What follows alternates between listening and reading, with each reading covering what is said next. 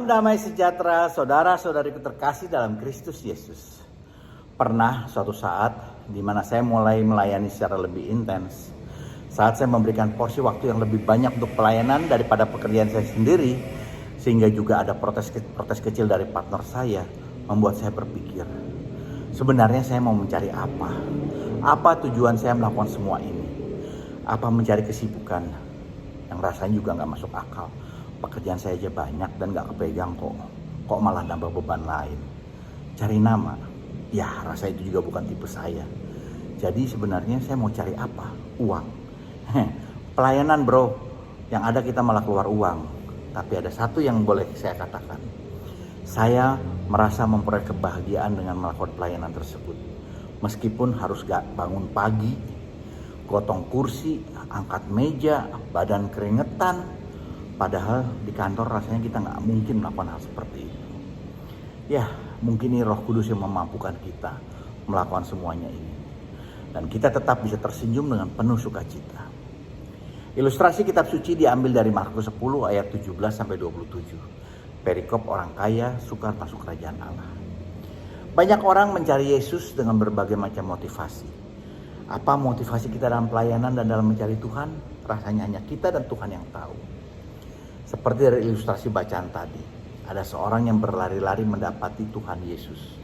Bahkan sampai bertelut dan berkata, "Guru yang baik, apa yang harus kuperbuat untuk memperoleh hidup yang kekal?"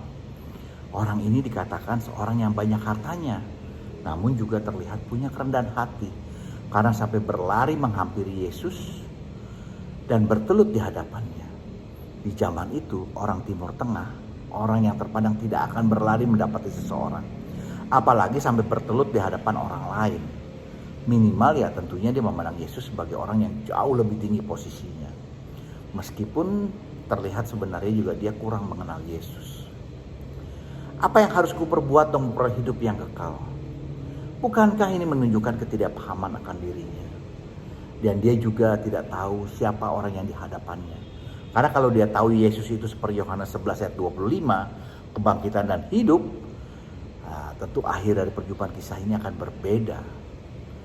Reaksi dan jawaban Yesus, "Mengapa kau katakan aku baik? Tidak seorang pun yang baik selain daripada Allah." Di sini sepertinya Yesus mau mengajaknya untuk berefleksi. Apa arti baik? Karena sepertinya dia mempunyai persepsi yang kurang tepat dari kata baik. Apakah dirinya sudah benar-benar baik? Kayaknya hanya Tuhan yang baik. Maksudnya kita mungkin tidak sejahat orang lain. Kita tidak membunuh, kita tidak memperkosa. Tapi bukan berarti kita baik. Sehingga kita berhak masuk surga karena kebaikan kita. Saya punya pengalaman seperti ini. Saat sakit, saya sempat marah dan protes sama Tuhan. Karena saya merasa saya sudah berusaha untuk hidup baik. Saya tidak menipu, saya tidak menyulitkan orang, saya tidak melakukan hal yang buruk. Tapi kenapa saya diberikan penderitaan yang istimewa? Saya sudah menjadi orang Farisi. Merasa diri saya sudah baik. Sehingga merasa saya itu gak pantas untuk menderita. Yesus tentu tahu siapa orang kaya yang datang menghampirinya tadi. Dan apa motivasinya. Kebanyakan orang kaya yang banyak hartanya sering merasa dapat memperoleh segala sesuatu dengan mengandalkan dirinya sendiri. Kekayaan dan kemampuannya sendiri. Bahkan gak jarang juga hanya untuk memuaskan keinginannya dan rasa serakahnya. Meskipun sebenarnya keinginan hidup kekal adalah keinginan yang sangat baik dan tepat. Dan dia pun sudah tepat bertemu dengan Yesus yang adalah kebangkitan dan hidup. Hanya sayang, salah menentukan pilihan saat ditawarkan untuk mengikuti Yesus. Kemudian dikatakan, Yesus menaruh kasih kepadanya. Yesus menghargai usaha orang itu. Dan Yesus mengatakan, hanya satu lagi kekuranganmu.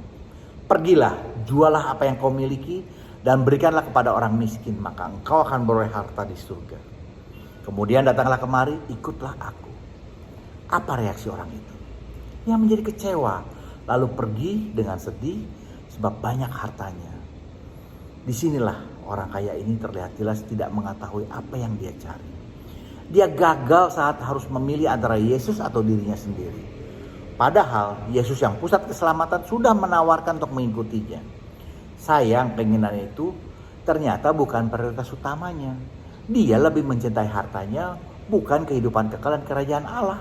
Seperti Matius 13 ayat 44-46 mengatakan, saat orang menjual seluruh hartanya untuk memperoleh kerajaan surga, harta terpendam di ladang atau mutiara yang indah. Sekarang bagaimana Anda dan saya? Kemudian dikatakan Yesus memandang murid-muridnya dan berkata, alangkah sukarnya orang yang beruang masuk dalam kerajaan Allah. Ini pernyataan yang keras, sehingga para muridnya tercengang mendengar perkataan itu. Kemudian Yesus juga berusaha menerangkan dengan mengatakan, anak-anakku, alangkah sukarnya masuk dalam kerajaan Allah. Lebih mudah seekor unta melewati lubang jarum daripada seorang kaya masuk dalam kerajaan Allah. Yang mana hal ini membuat murid-murid gempar. Jika demikian, siapa yang dapat diselamatkan? Konon, memang di sana ada jalan kecil yang bernama lubang jarum, yang saking sempitnya hanya pas dapat dilalui oleh seekor unta, bahkan pemiliknya pun harus berjalan di belakangnya atau di depannya. Unta adalah hewan yang lazim dipakai sebagai kendaraan beban di Timur Tengah, yang biasanya dipakai memikul berbagai macam barang yang sangat banyak, berat dan merepotkan, sehingga jadi besar dan ribet. Tentunya kondisi ini akan menyulitkan untuk tadi melewati lubang jarum. Bahkan sudah tidak mungkin lagi bisa melewatinya bila tidak meninggalkan beban-beban tadi. Mungkin dapat kita refleksikan di sini, kalau kita ingin masuk kerajaan Allah, kita pun harus berani melepaskan peringkilan-peringkilan hal-hal yang ribet dalam hidup kita. Kita harus berani melepaskan, meninggalkan beban-beban duniawi yang menggandoli hidup kita, yang hanya merepotkan kita. Mari kita lewati lubang jarum tadi tanpa beban yang berlebihan, dan niscaya kita dapat melaluinya dengan baik. Kadang kita memang terbebani dengan hal-hal yang belum pasti, dengan menimbun harta seperti dikatakan Lukas 12 ayat 16-21. Orang yang merombak lumbung-lumbungnya untuk menimbun gandum dan barang-barang lain, namun malamnya nyawanya diambil. Lantas siapa yang menikmatinya? Syukur pada Allah, Yesus yang penuh kasih juga menguatkan dengan mengatakan sesuatu yang menyejukkan. Bagi manusia hal itu tidak mungkin, tapi bukan demikian bagi Allah. Sebab segala sesuatu adalah mungkin bagi Allah. Artinya belas kasih Allah. Yesus selalu ingin menyelamatkan semua orang yang datang kepadanya. Dia tahu siapa orang ini. Bukankah tadi Yesus hanya mengatakan bagian kedua 6 dari 10 perintah Allah.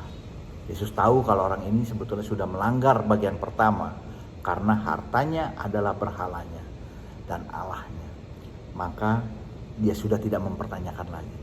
Tapi Yesus mengungkap bagian yang kedua, relasi dengan sesama yang sebenarnya juga mungkin sudah dilanggarnya dan tanpa dia sadari. Matius 5 ayat 28, setiap orang yang memandang perempuan dengan menginginkannya sudah berzina dengan dia dalam hatinya. Bukankah saat kita melihat wanita cantik tanpa sadar, pikiran kita kemana-mana? Bukankah itu artinya sudah berzina? Jangan membunuh. Saat kita benci seseorang, sebenarnya kita sudah membunuh dia dalam hati. Hormatilah ayahmu dan ibumu. Apa pernah saat kita dinasihati tanpa sadar, hati kita berkata, saya tahu ah. Nah, apakah saya sudah menghormatinya? Dan banyak lagi contoh yang mungkin ada dan saya lakukan tanpa sadar. Untuk itulah kita perlu belas kasih Allah untuk menebus dosa-dosa kita. Ajakan Yesus yang sangat tahu hati orang itu, jualah segala milikmu, berikanlah kepada orang miskin dan ikutilah aku. Maksudnya bukan jadi miskin dan melarat lantas bisa selamat. Bukan jadi bokek jadi selamat, tapi buanglah berhalamu. Lepaskan dirimu dari keterikatan dengan berhala. Jangan jadikan hartamu itu Tuhanmu, ikutilah aku. Belajarlah dari teladanku. Jadi kaya bukan masalah, tapi akan jadi masalah saat kita kaya dan kenyang kita menutup hati kepada mereka yang lapar. Kita hidup foya-foya tapi tidak memperpunyai hati kepada orang yang membutuhkan. Janji Yesus untuk upah yang mengikutinya dan melepaskan dari segala keterikatan. Aku berkata kepadamu, sesungguhnya setiap orang yang karena aku dan karena Injil meninggalkan rumahnya, saudaranya laki-laki dan saudaranya perempuan, ibunya atau bapaknya, anak-anaknya atau ladangnya, orang itu sekarang pada masa ini juga akan menerima 100 kali lipat. Bila ada masukan, mohon berikan komentar Anda. Jangan lupa di like dan subscribe, juga di share agar kita dapat saling memberkati. Amin. Tuhan Yesus memberkati kita semua.